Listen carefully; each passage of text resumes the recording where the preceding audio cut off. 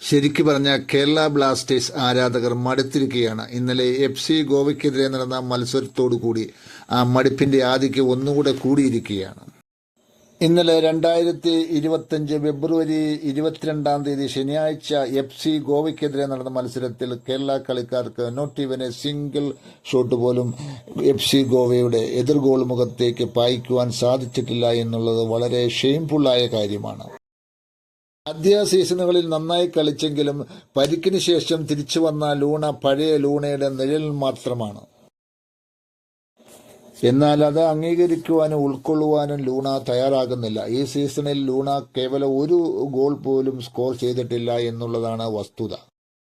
ഈ സീസണിൽ ടീമിനോടൊപ്പം ചേർന്ന സൂപ്പർ താരം നോഹയുമായി ലൂണയ്ക്ക് കോംപ്ലക്സും ഈഗോയും ഉണ്ടെന്ന് ചെന്നൈയിൻ FCക്കെതിരെ നടന്ന മത്സരത്തിലൂടെ നമുക്കത് മനസ്സിലാവുകയും അവരുടെ കൊമ്പ് കോർക്കൽ നമ്മൾ കാണുകയും ചെയ്തതാണ്.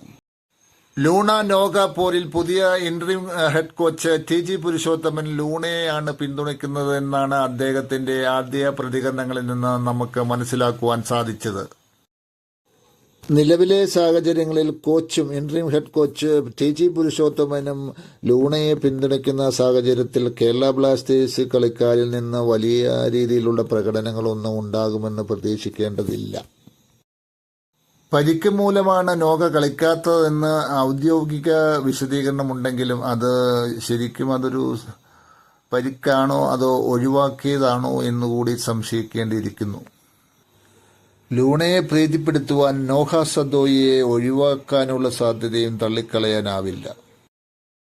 ഇന്നലെ ടീമിൽ ഉണ്ടായിരുന്നെങ്കിൽ നോഗ ഏറ്റവും കുറഞ്ഞത് ഒരു 1/2 ഡസൻ തവണയെങ്കിലും ഗോവൻ ഗോളിയനെ പരീക്ഷിച്ചേനെ.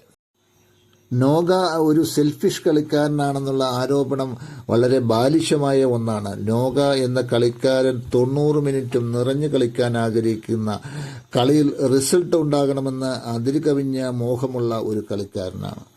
നോഹയെ മനഃപൂർവ്വം വെളിയിലിരുത്തിയതാണെങ്കിൽ കേരള ബ്ലാസ്റ്റേഴ്സ് വലിയ വില നൽകേണ്ടി വരും. ചില കളിക്കാരുണ്ട്, ട്രിബിളിങ്ങിന് വേണ്ടി മാത്രം ട്രിബിൾ ചെയ്യുന്നവരുണ്ട്. നോഹയെ അക്കൂട്ടത്തിൽ പെടുത്തരുത്. നോഹ ട്രിബിൾ ചെയ്യുന്നുണ്ടെങ്കിൽ അത് റിസൾട്ട് ഉണ്ടാക്കാൻ വേണ്ടിയുള്ള കവിഞ്ഞ ആഗ്രഹത്തിന്റെ പുറത്താണ്, കവിഞ്ഞ വാഞ്ചയുടെ പുറത്താണ്. 90 മിനിറ്റ് നിറഞ്ഞു കളിക്കാനുള്ള ഫിറ്റ്നസ് ഉള്ള ഒരു കളിക്കാരനാണ് നോഹ സദോയി.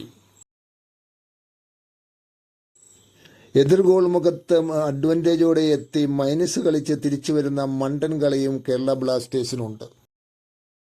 കളി തീരാൻ മിനിറ്റുകൾ ബാക്കി നിൽക്കെ തോറ്റു നിൽക്കുന്ന അവസരത്തിലും സ്വന്തം ഗോൾ പോസ്റ്റിലോട്ട് ഗോൾ മുഖത്തേക്ക് മൈനസ് കളിച്ചു വരുന്ന മണ്ടൻ കളി രീതിയും കേരള ബ്ലാസ്റ്റേഴ്സിനുണ്ട്.